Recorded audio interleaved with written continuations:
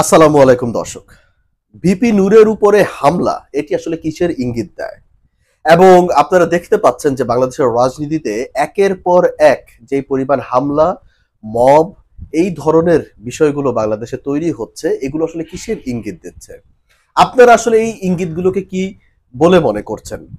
সেটি যেমন গুরুত্বপূর্ণ এবং একই সঙ্গে আমি কি মনে করছি সেই আলোচনাটি আজকে আমি করব। দর্শক, আপনারা দেখছেন বাংলাদেশে একের পর এক হত্যা, মব জাস্টিস, তারপর হচ্ছে একের পর এক আপনার দাবির নামে যে আন্দোলন, এবং বলা যেতে পারে যে পুরো বাংলাদেশটাকে অচল করবার মতো একটা পরিস্থিতি কিন্তু বাংলাদেশে তৈরি হয়েছে। এবং সব থেকে বড় যে ব্যাপারটি সেটি হচ্ছে যে যখনই বাংলাদেশে একটা সুষ্ঠু নির্বাচনের কথা সামনে আসছে, ঠিক তখনই কোনো একটা শক্তি মনে হচ্ছে এই নির্বাচনকে বাধাগ্রস্ত করবার একটা পায়তারা করছে। এটি আমাদের এক প্রকার সবাইকেই বুঝতে হবে যে বাংলাদেশে আসলে নির্বাচন ছাড়া কোনো গতি নাই। একটা সুষ্ঠু নির্বাচন বাংলাদেশের কিন্তু পট পরিবর্তন করে দিতে পারে বলে আমি মনে করছি। সবথেকে বড় কথা হচ্ছে যে আমরা যদি একটা শান্তির দিকে যেতে চাই বা আমরা যদি একটা শৃঙ্খলার দিকে যেতে চাই, তবে আসলে দেশে একটা নির্বাচন খুবই প্রয়োজন।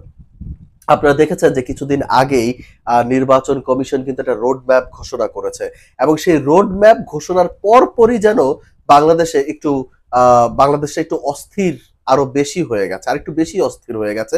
আগে যে অস্থিরতা ছিল, আগের অস্থিরতা যে আমি যে খুব ছোট করে দেখবো, বিষয়টা কিন্তু তা না। বিষয়টা হচ্ছে এই অস্থিরতা যেমন আপনার কাটছেই না, অস্থিরতা একের পর এক আপনার বেড়েই চলেছে। আপনাদের মনে থাকবার কথা যে শেখ হাসিনা সরকারকে ফেলে দেবার পর পর একটা শেখ হাসিনার একটা ভয়েস রেকর্ড ফাঁস হয়েছিল। শেখ হাসিনা বলছিল যে আমি তো বাংলাদেশকে এরকম রেখে যাই নাই। আসলে উনি বাংলাদেশকে কেমন রেখে গেছেন সেটা বড় ফ্যাক্টর না।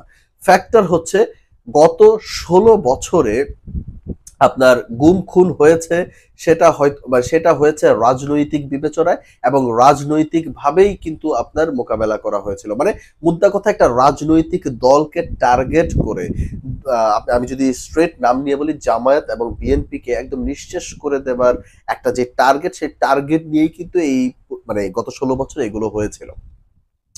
কিন্তু আপনি যদি দেখেন যে বর্তমানে একটা সাধারণ জনগণও কিন্তু সেফ না।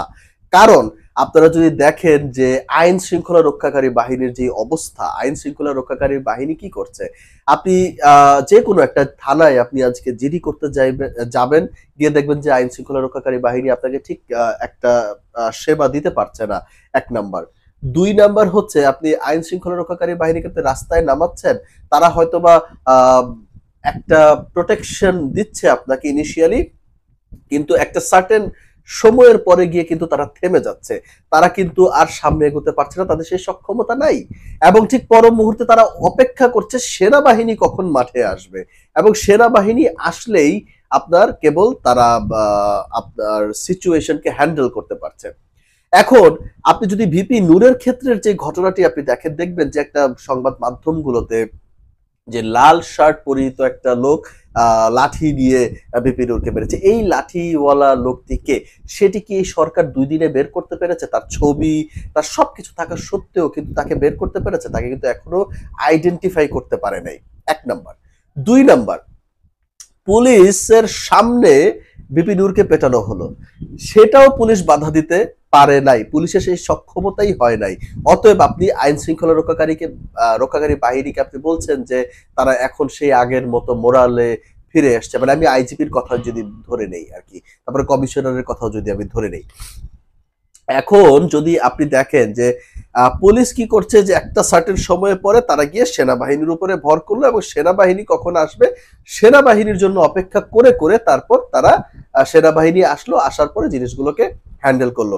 যেই পুলিশ সেনাবাহিনী ছাড়া আপনার সিচুয়েশন হ্যান্ডেল করতে পারে না, আপনি তাদেরকে বলছেন যে তারা আপনার দেশের আইন শৃঙ্খলা মানে আইন শৃঙ্খলাকে রক্ষা করবে, বা আইন শৃঙ্খলাকে আবার একটা সুন্দর শৃঙ্খলার মধ্যে নিয়ে আসবে বলে আপনি মনে করছেন? আমি অন্তত মনে করছি না। এবং এই সরকার, এই যে বর্তমান অন্তর্বর্তী সরকার যাচ্ছে তাই ভাবে তারা দেশটাকে চালাচ্ছে, এবং আমার কাছে মনে হচ্ছে যে এই প্রথমবার আমার কাছে মনে হচ্ছে যে আল্লাহর ওয়াস্তে ভাই তাদের ছেড়ে দিয়ে আসলে দ্রুত নির্বাচন দিয়ে তাদের বিদায় নেওয়া উচিত। এবং সব থেকে বড় কথা আমার কাছে অদ্ভুত যে ব্যাপারটি লাগলো সেটি হচ্ছে হাসনাত আব্দুল্লাহ। হাসনাত আব্দুল্লাহ মাহদি আমিনের পোস্টে গিয়ে কমেন্ট করছেন, বিএনপি ভারপ্রাপ্ত চেয়ারপারসন তারেক রহমানের উপদেষ্টা মাহদি আমিনের পোস্টে গিয়ে কমেন্ট করছেন, আপনারা কি জানেন না কারা ভিপি নূরের উপরে হামলা করেছে? ভারত এবং আওয়ামী লীগ। কারণ ভারত চাইছে যে এরকম একটা গন্ডগোল পাকাই দিয়ে তারপরে আওয়ামী লীগকে ক্ষমতায় আনতে। তার মানে হচ্ছে যেহেতু আপনার হাসনাত আব্দুল্লাহ যেহেতু জানেন, তার মানে জানেন যে আসলে ভারত হামলা করেছে, তাইলে তো হাসনাত আব্দুল্লাহ আরো আগেই এই লিড আইন শৃঙ্খলা রক্ষাকারী বাহিনীর কাছে দিয়ে দেওয়া উচিত ছিল যে এরকম একটা গন্ডগোল লাগতে পারে, ভারত এরকম একটা পায়তারা করতেছে এবং আওয়ামী লীগকে ফেরানোর একটা কিন্তু প্রয়াস হচ্ছে। তো এই বিষয়গুলো যখন হাসনাত আব্দুল্লাহ জানতেন, তাহলে হাসনাত আব্দুল্লাহ আগে থেকে কেন বললেন না? তো এইখানেই হচ্ছে আমার আরেকটা সমস্যা, সেটা হচ্ছে যে ভাই সরকারে তো মাহফুজ আছে, আসিফ আছে, এবার আসিফ নজরুল আছে, কই আপনাদেরই তো সরকার, আপনারা আইন শৃঙ্খলা কেন ঠিক করতে পারলেন না? আপনাদের গোয়েন্দা বিভাগ কি করলো? আপনাদের এত কিছু থাকলো কিন্তু তারপরেও আপনারা দেশকে কন্ট্রোল করতে পারছেন না কেন? আপনাদের ব্যর্থতার জায়গাটা কোন জায়গায়? এত মানুষ আপনাদেরকে সাপোর্ট দিয়েছে বা ইতিহাসের শ্রেষ্ঠ একটা সাপোর্ট পেয়ে আপনারা অন্তর্বর্তী সরকার ক্ষমতায় এনেছেন বা অন্তর্বর্তী সরকার দেশ চালাচ্ছে। কই অন্তর্বর্তী সরকার তো আপনার দেশ চালাতে একদমই আমি মনে করি একদমই আপনার খুবই বাজে পরিস্থিতি হয়ে গেছে এবং তারা দেশ চালাতেই পারছে না।